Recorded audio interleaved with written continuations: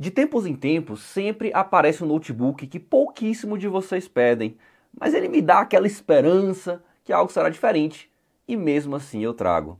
Esse é o novo Inspiron i1101.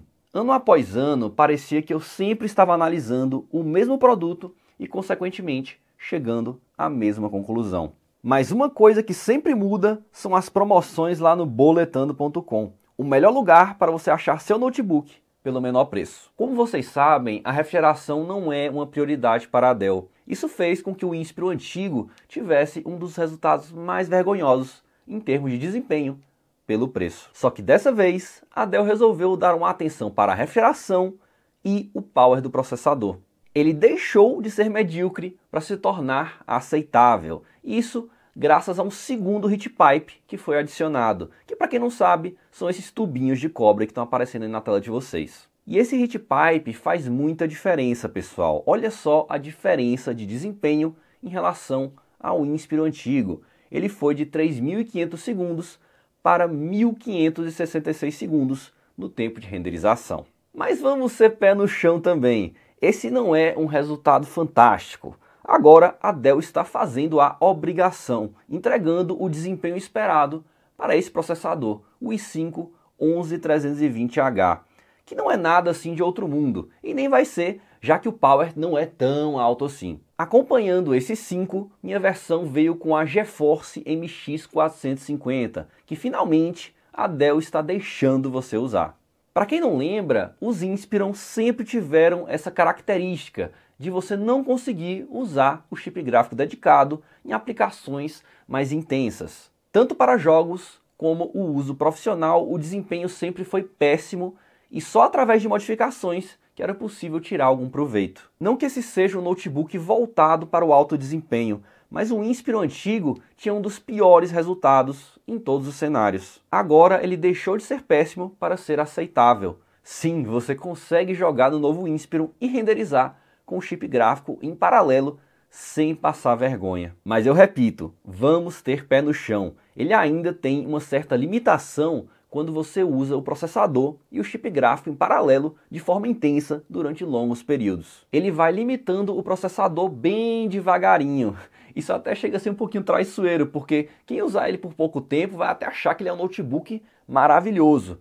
Mas depois de meia hora, uma hora, ele vai diminuindo até chegar na casa dos 11 watts do processador, que não é o ideal para aplicações muito intensas. O teclado também pode ficar quente e o nível de ruído um pouco acima da média para um intermediário, caso você use o modo turbo. Mas lembrem, pessoal, aqui a gente não está falando de notebook gamer, aqui o foco é portabilidade, então o teclado ficar quente durante jogos é até algo normal. E vale ressaltar que todos os testes foram realizados usando o modo turbo, que pode ser ativado na BIOS, na aba Power. Via software também era possível ativar, mas do nada sumiu a opção para mim, provavelmente por causa de uma atualização.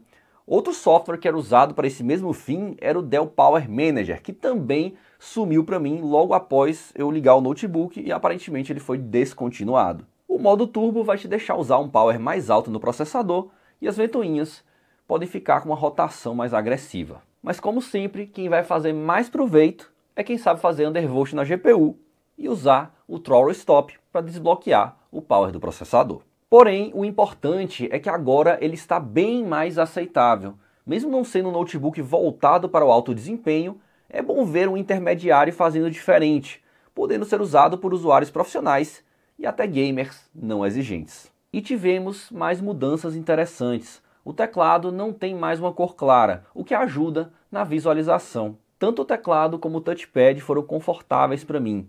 Ele também vem com leitor biométrico, que não me causou problemas. Na conectividade, agora temos porta Thunderbolt, mas fiquem atentos que a Dell tem muita dificuldade para divulgar as especificações corretas das portas em seu site. Eles falam que essa versão i5 não tem Thunderbolt, mas a minha tem. Então eu não sei se a versão i5 dele, que não tem a GeForce MX 450, vai ter porta Thunderbolt, mas a i7 vai ter. Infelizmente, o leitor de cartão de memória não é de alta velocidade. Por dentro, é importante ficar atento que apenas um slot M2 dos dois disponíveis suporta o padrão 2280. Se você comprar um SSD 2280, você vai ter que mudar de lugar o SSD que vem de fábrica, que é padrão 2230, para usar o seu SSD padrão 2280. Felizmente, continuamos com 2 slots de RAM. É muito comum os fabricantes deixarem só um slot agora ou mandar só com a memória RAM soldada. Então a Dell fez bem em deixar com 2 slots. E ele veio aqui com 2 pentes de 4 GB, possibilitando o Dual Channel. Na bateria, ele me deu 6 horas de duração no uso leve durante streaming de vídeo. Apesar das notícias boas, infelizmente teve também muita coisa que não mudou. A construção, apesar de ser em metal, ainda não tem aquele acabamento, e aquela rigidez. Eu esperava mais, principalmente levando em consideração que o preço subiu. A tela ainda é IPS de entrada, ou seja, tem a qualidade normal, que também não é compatível com esse preço novo. E minha unidade até veio com um vazamento de luz mais agressivo que o normal. Os alto-falantes também seguem medianos. Já na usabilidade, eu tive o mesmo problema do Avel Bion, onde o mouse Bluetooth trava quando você começa a usar. É um problema do driver da placa Wi-Fi. Aí a Dell tem que lançar uma atualização para corrigir. E claro, se não tem bloatware, não é Dell. Ou seja, continuamos com o excesso de softwares da Dell que acompanham o notebook de fábrica. Você nunca vai usar assim nem 10%. E eles vão encher sua tela de notificações. Apesar de todas essas observações, por incrível que pareça, ele é um dos melhores intermediários que temos hoje aqui no Brasil, abaixo dos R$6.000. Quer dizer, abaixo dos R$6.000 em promoções pelo menos, lá no Boletando. Superando o VivoBook da Asus nas versões intermediárias e o Samsung Book. Mas isso é porque nós temos opções fracas nessa categoria. Se você não precisa do chip gráfico dedicado e pode pagar um pouco mais, o Avel Bion é uma opção bem melhor. Ele vai ter refrigeração melhor, tela melhor, construção melhor, bateria de uma duração bem maior e um processador com power maior e, consequentemente, sendo mais forte. Assim como o MacBook Air M1, Asus ZenBook, LG Gram, enfim, se você não precisa de um chip gráfico dedicado, ultrafinos Premium irão oferecer um pacote bem melhor no geral. Ou seja, aqui nós temos mais um notebook voltado para o uso corporativo e até profissional para quem não é tão exigente.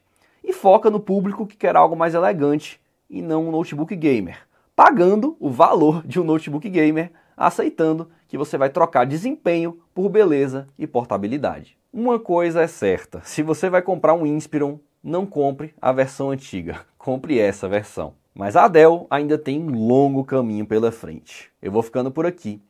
Um abraço.